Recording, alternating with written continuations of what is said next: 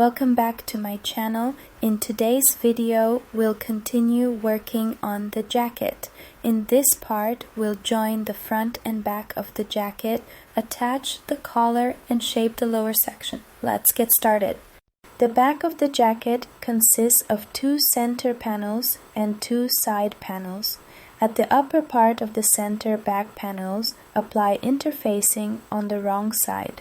Place the center back panels right sides together and pin along the center seam. Now attach the side panels to the center panels, following the notches and the hemline. Place the pieces on the right sides together and secure them with pins.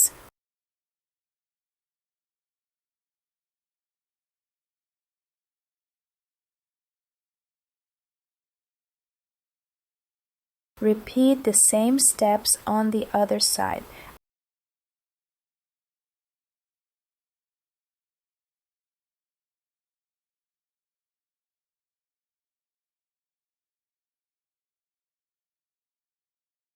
After stitching the back pieces, turn them to the right side. Along the shoulder line, you may see a small corner of seam allowance sticking out. Trim it off.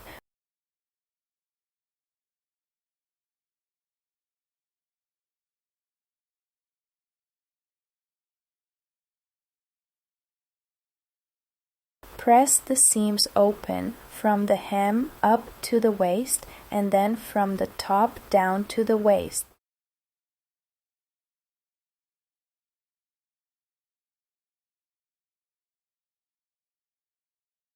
The center back seam can be pressed open in one continuous motion.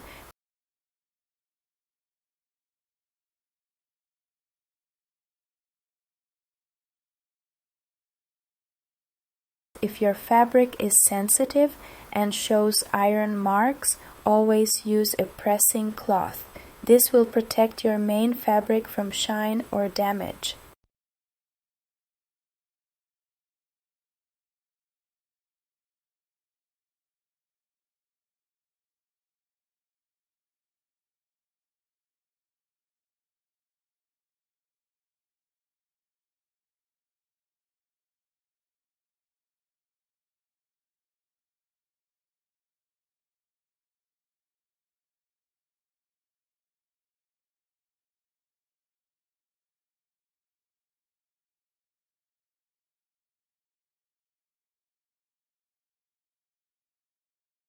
Pay attention here.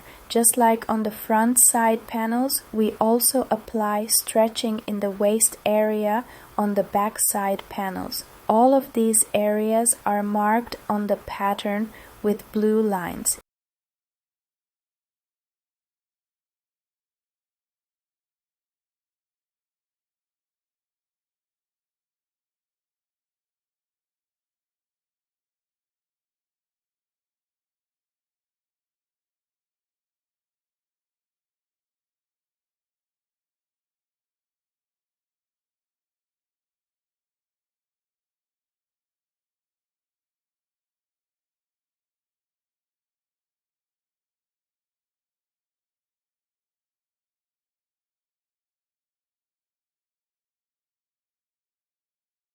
Place the front pieces on top of the back, right sides together. Start by matching the hemline, then align the pieces at the armhole.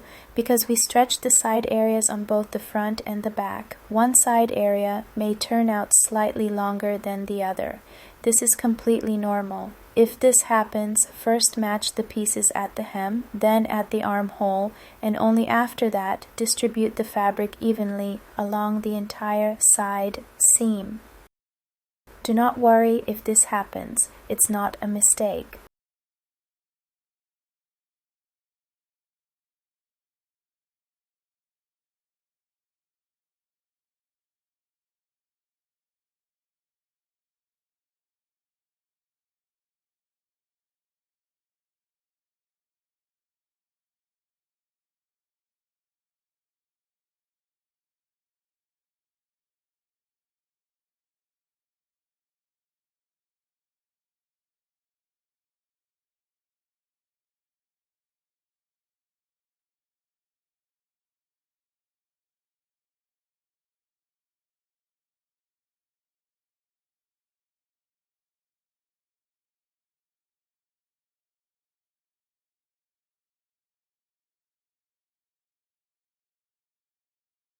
Fold the facings down so they don't interfere and join the shoulder areas of the front and back, matching the seam lines marked on both pieces.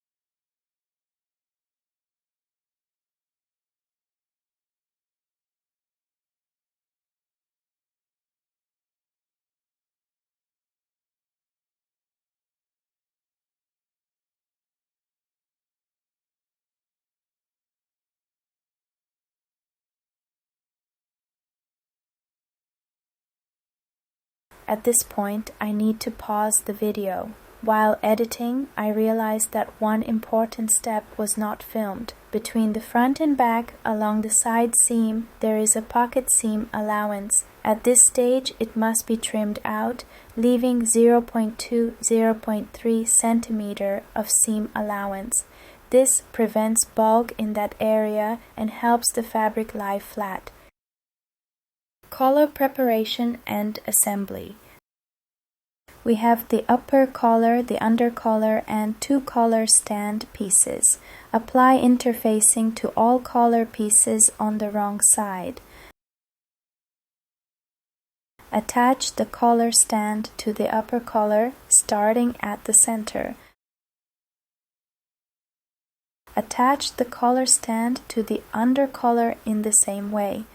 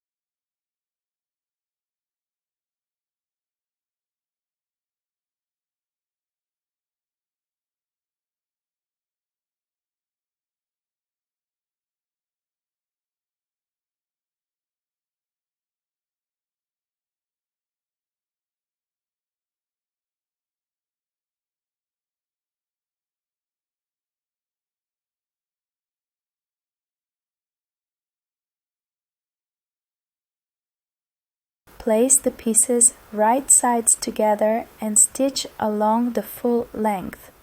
After stitching, make small notches, stopping 0.1 centimeter before the seam.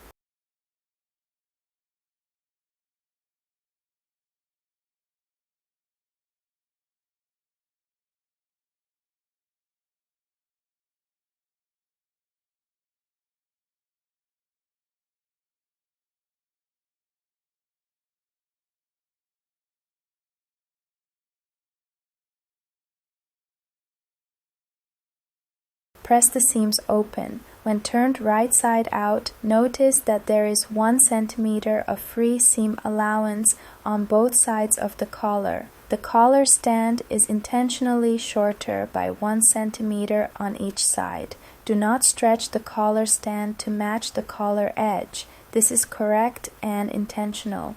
You will see later why this is necessary. At this stage, make sure all collar pieces are sewn correctly. Now join the upper collar and the under collar. There are center notches to guide you. Place the under collar on top of the upper collar, right sides together. First, align the center notches and secure them with pins on both sides of the center. Next, align the collar ends where the notches are located.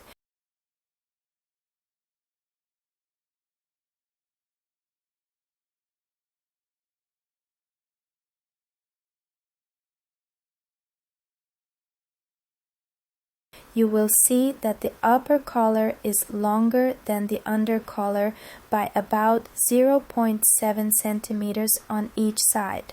Align the upper corners of the collars.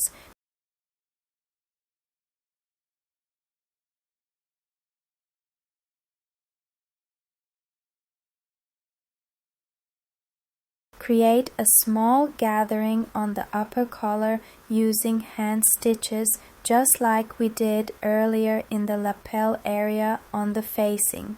This gathering allows the collar corner to turn inward when the jacket is turned right side out instead of standing up. Distribute the gathering evenly and direct all the fabric waves into the seam allowance.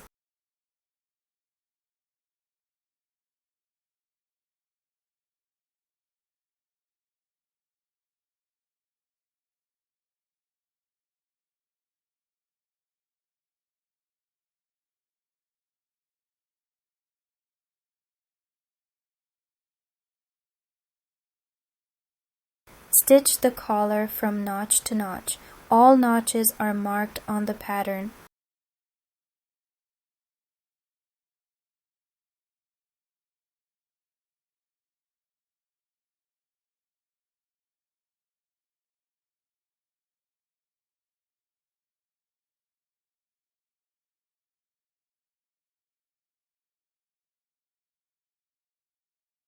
Remove the hand basting stitches.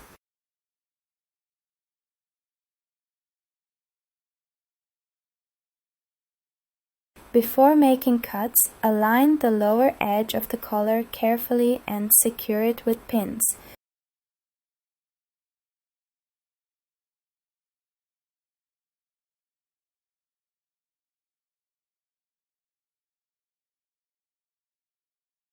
Make notches along this line, stopping 0.1 centimeter before the seam on both sides.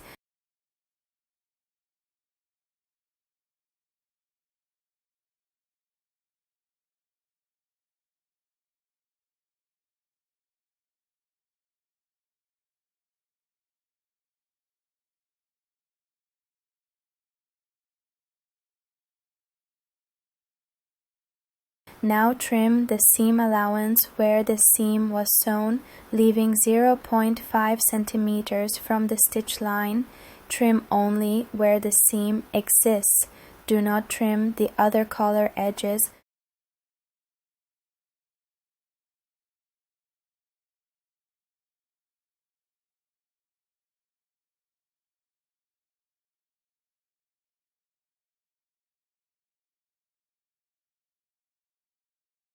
Turn the collar right side out.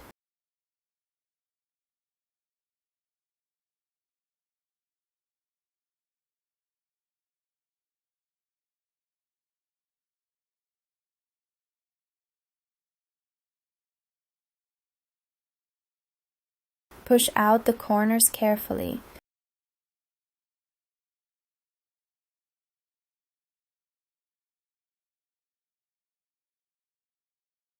From the under collar side, baste the edge with diagonal stitches, forming a 0.1 centimeter roll toward the under collar.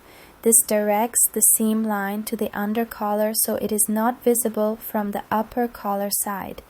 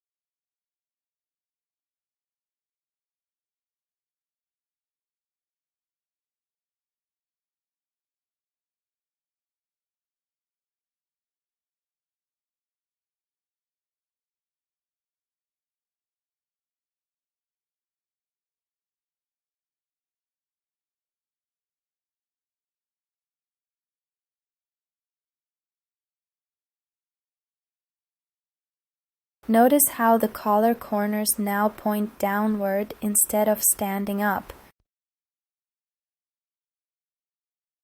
Important note: when the collar stand pieces are joined along the bottom edge, the upper collar will be larger than the under collar.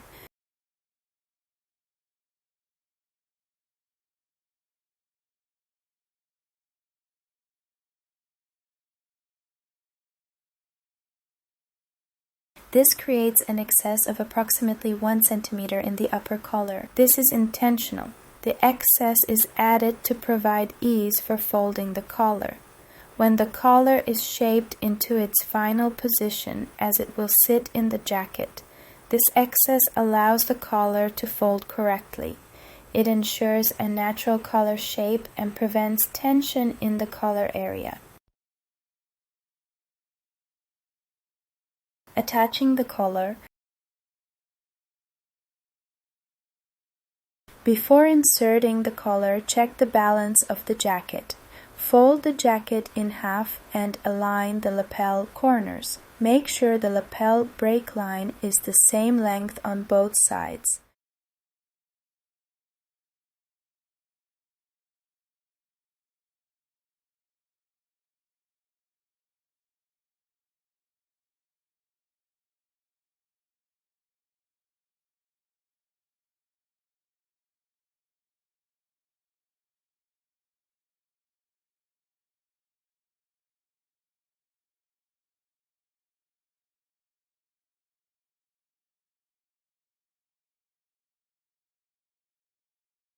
Mark 1 centimeter seam allowances along the gorge line and the neckline.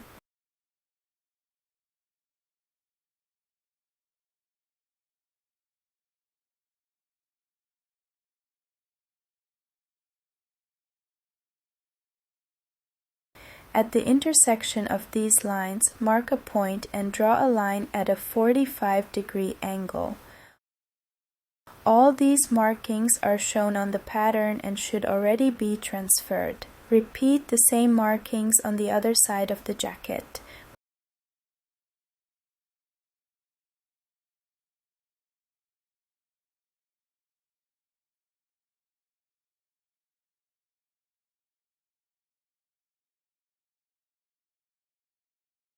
Place the jacket with the back facing you. Take the collar. We will insert the under collar into the neckline. The under collar is shorter than the upper collar. This is correct. Match the center of the under collar with the center of the back neckline and pin. Move toward the front.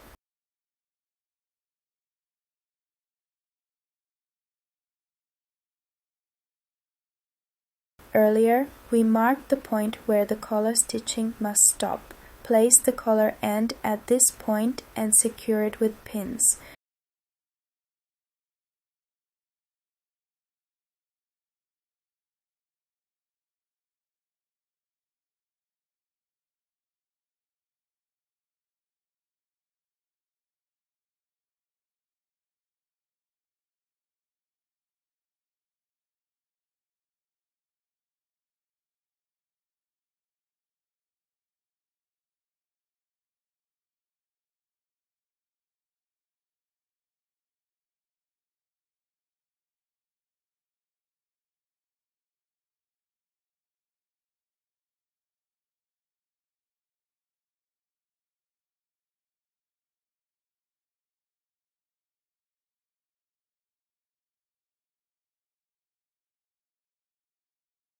Repeat on the other side.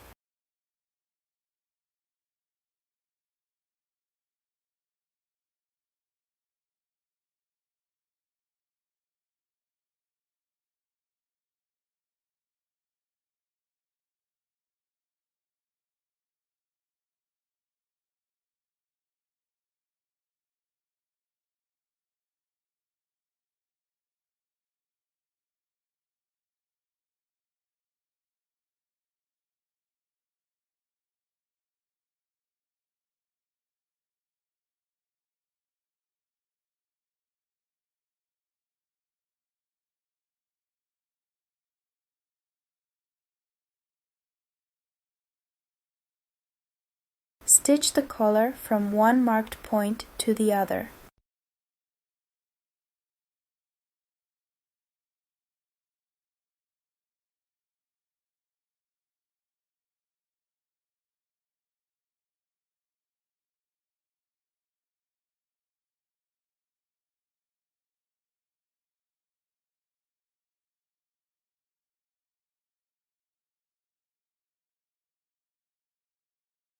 Make the diagonal cuts along the marked 45-degree lines, stopping 0.1 centimeter before the seam. These cuts allow the gorge line of the under collar to open and align with the gorge line on the front panel.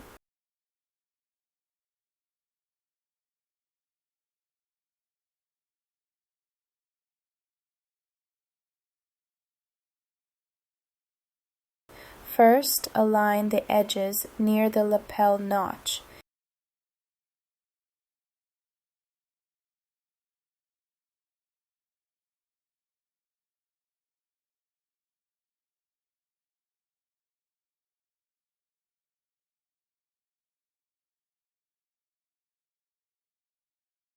If the gorge line of the under collar has stretched slightly, this is not a problem. Create a small gathering with hand stitches and distribute it evenly.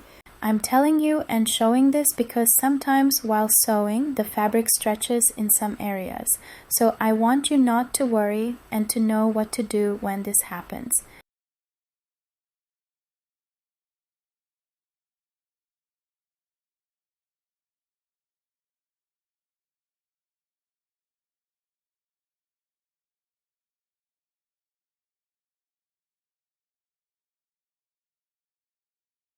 Repeat the same process on the other side. I show the process in detail from all sides. If you already know this step, feel free to skip ahead. This part is for beginners.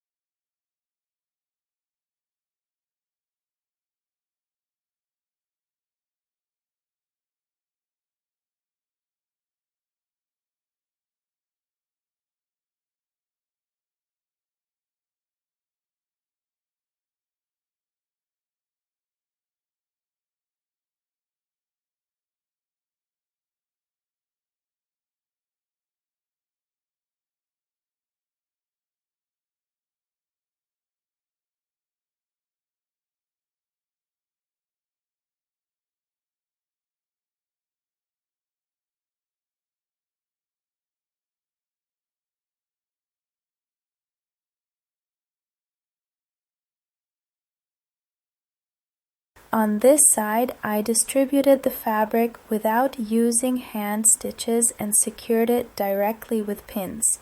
You can do the same if you feel confident. If you're a beginner, it's better to secure it with hand stitching first.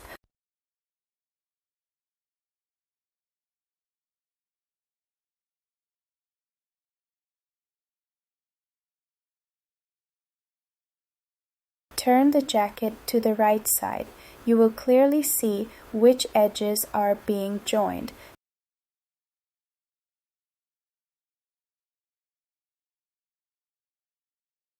Stitch from the lapel notch to the point where the neckline begins. Secure the seam with back stitches at the beginning and the end.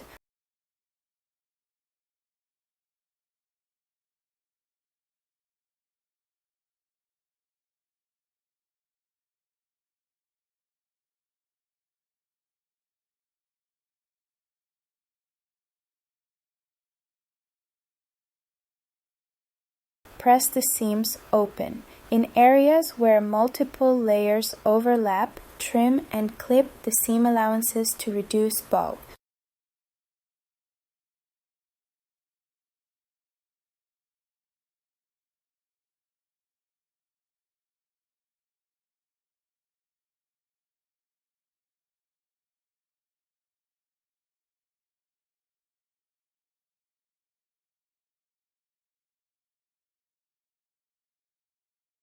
Now let's move on to the jacket construction. The under collar has been sewn. Next, we join the upper collar with the front-facing pieces.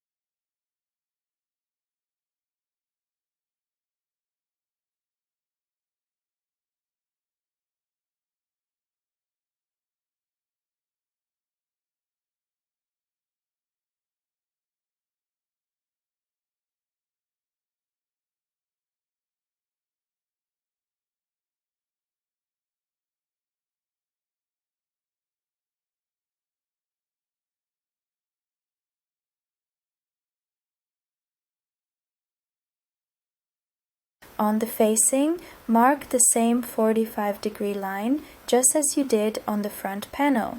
Using the 1 cm seam allowances as guides, align the facing with the upper collar.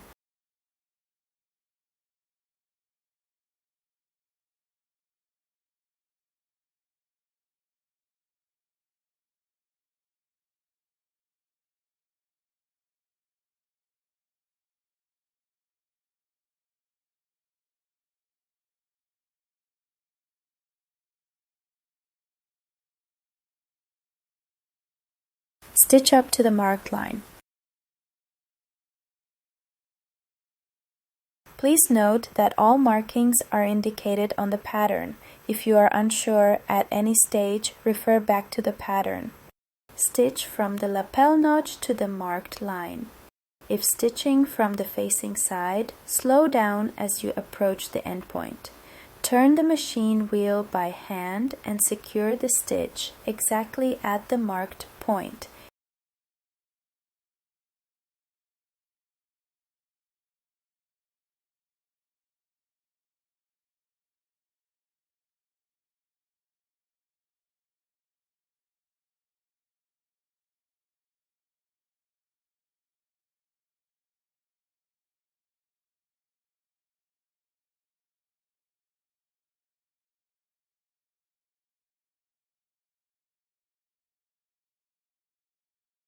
If stitching from the collar side, the end point will be clearly visible where the seam allowance lines intersect. These are two correct methods.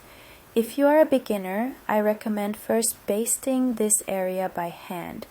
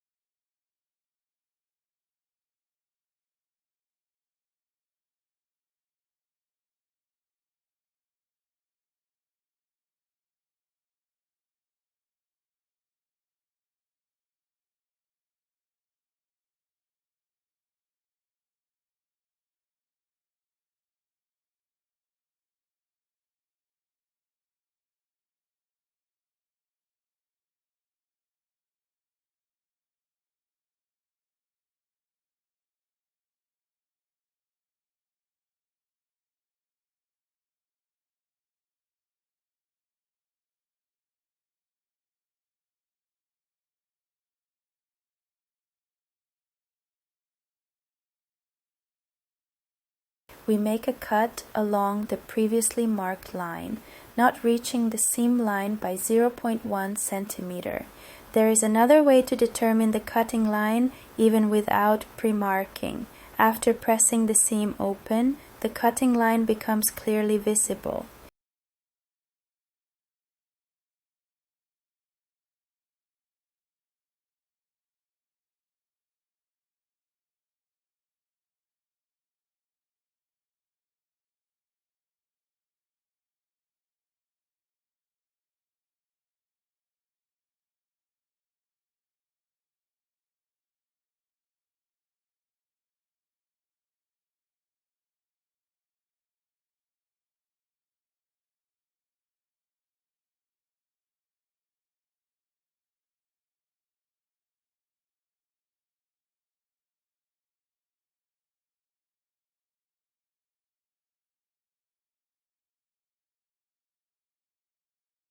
This cut allows the facing to turn smoothly toward the back neckline.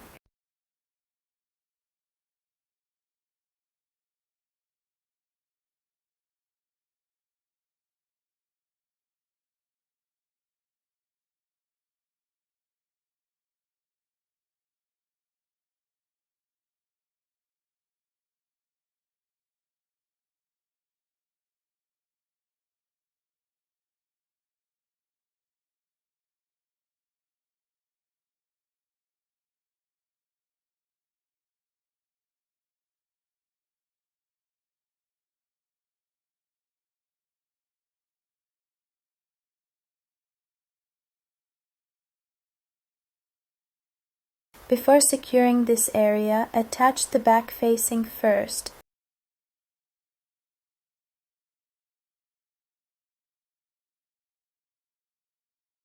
Apply interfacing to the back facing on the wrong side. Match the center of the back facing with the center of the collar stand.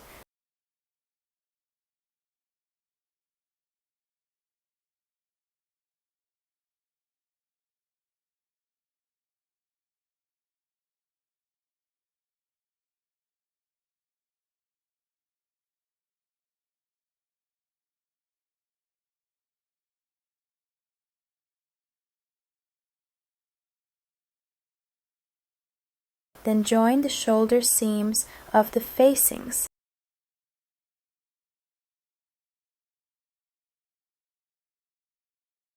Stitch and press them open.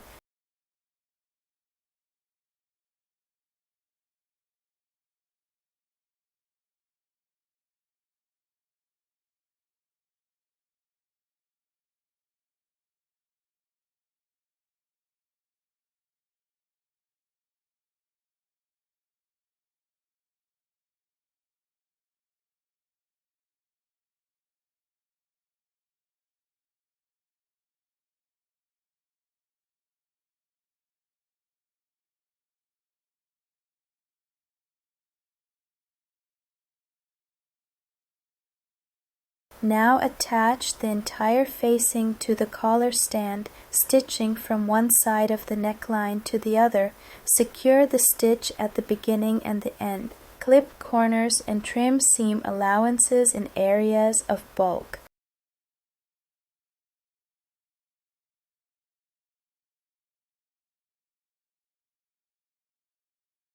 Now look at the fully set collar. All seams should be pressed open.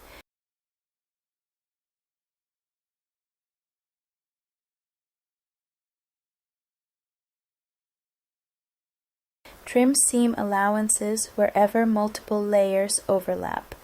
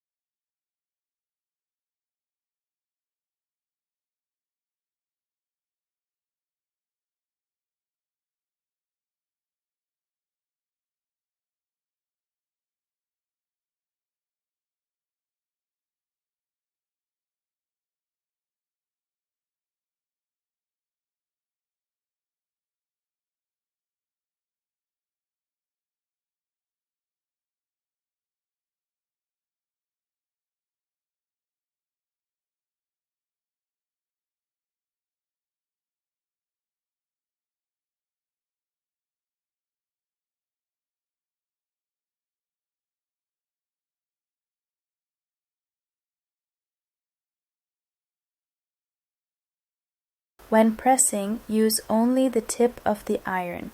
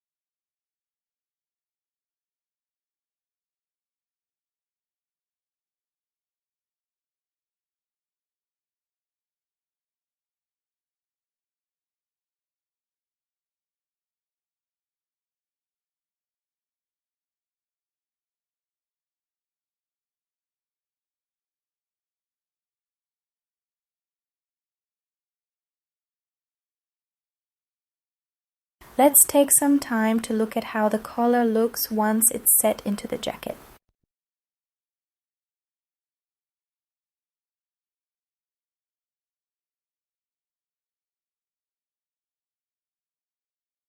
Join the center points of the collar stand pieces.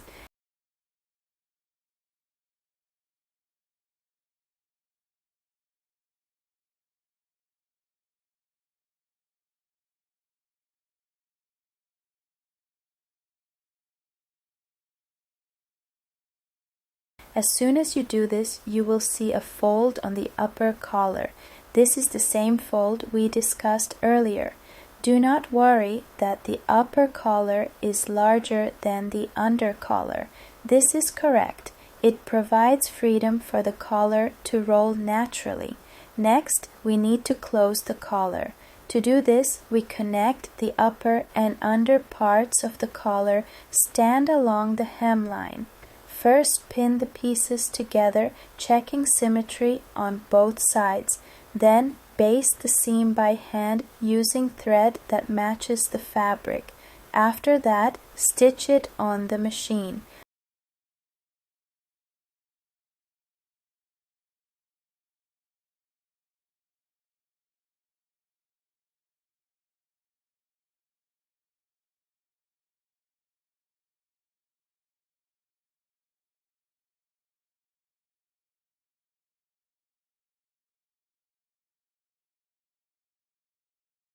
Likewise, along the lapel fold line, the upper collar and the front facing will be slightly larger.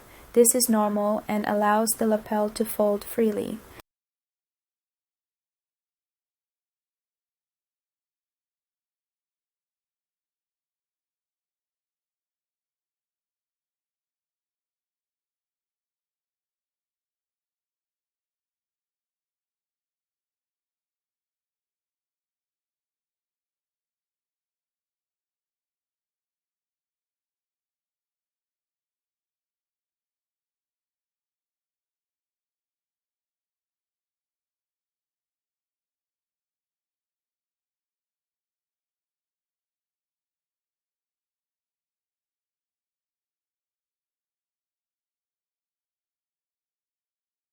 Before stitching on the sewing machine, I joined the lower collar stand lines with hand stitches.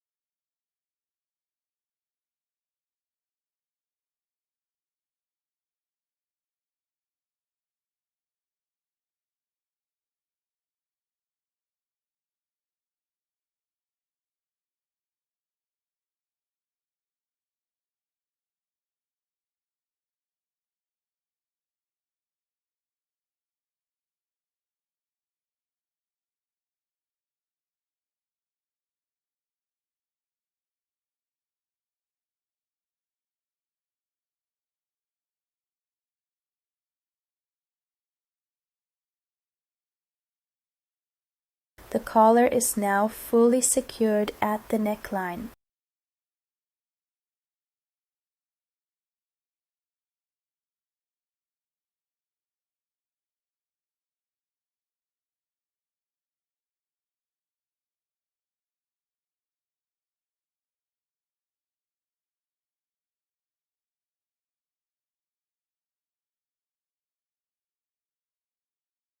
Both the collar corners and the lapel corners point downward, not upward, reinforcing the lower part of the jacket with foam. Before attaching the lining, I reinforce the lower part of the jacket using foam. I fold the seam allowance along the hemline and mark the line up to which the seam allowance will be for the hem and draw a line.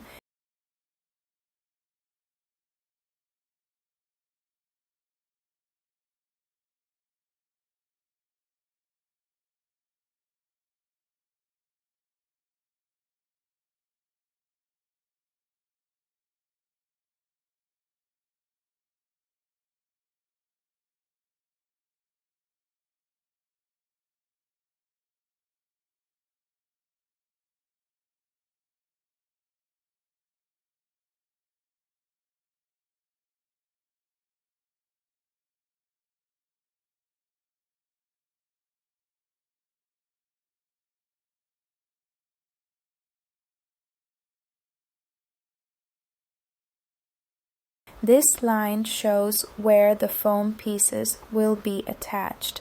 There are 2 foam pieces for the front in the pocket area and 1 piece for the back. Attach the front foam pieces, aligning them with the marked line and the side seam.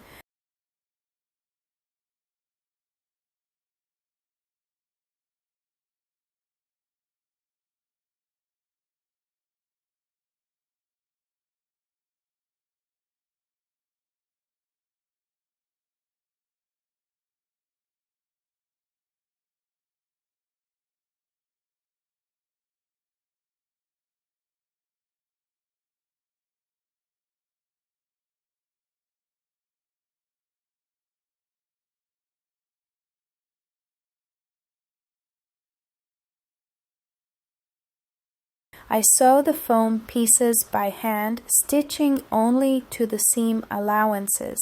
Make sure not to catch the outer fabric. There's an amazing video on the Victoria and Albert Museum channel that shows a Dior jacket. These shots are taken from that video. If you're interested in looking at the Dior jacket more closely, I highly recommend watching it. I'll leave the links below. I was curious to study the original Dior jacket. When I decided to sew this jacket, I spent an entire day looking for visual references.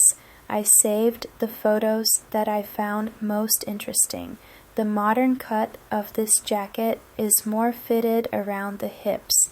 I wanted to make a copy that keeps the volume in the hip area but still works as an everyday option. Please share your thoughts on this in the comments. I'd love to read them.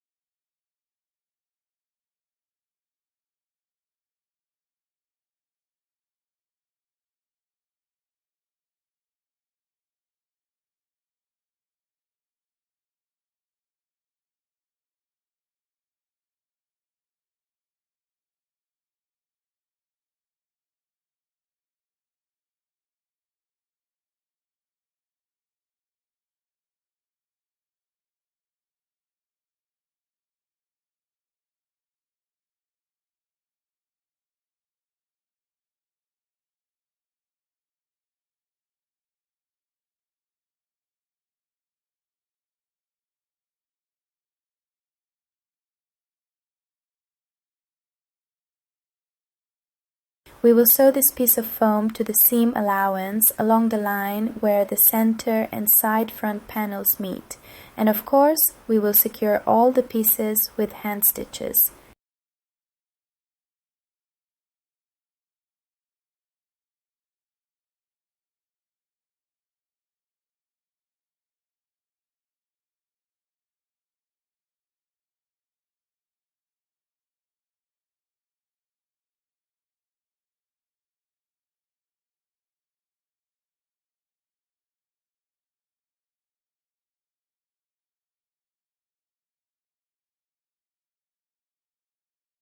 I place my fingers inside the jacket to control that I am sewing only to the seam allowance. Keep the stitches loose, not tight.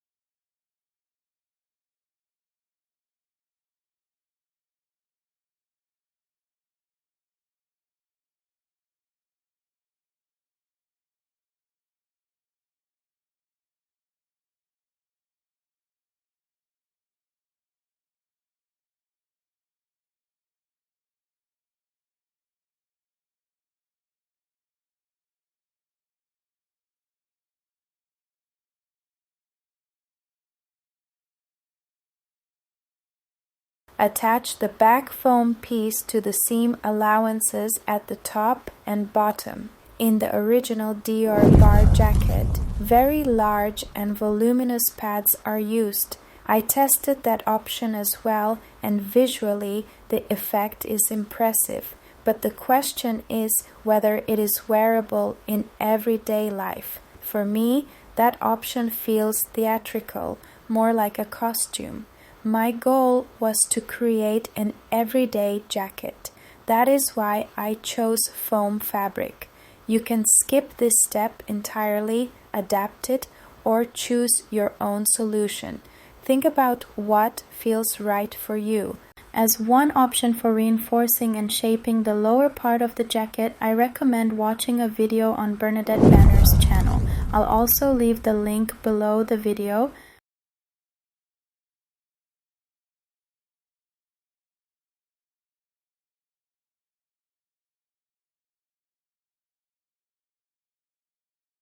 Let's wrap things up. In this part, we joined the front and back of the jacket, attached the collar, and shaped the lower section.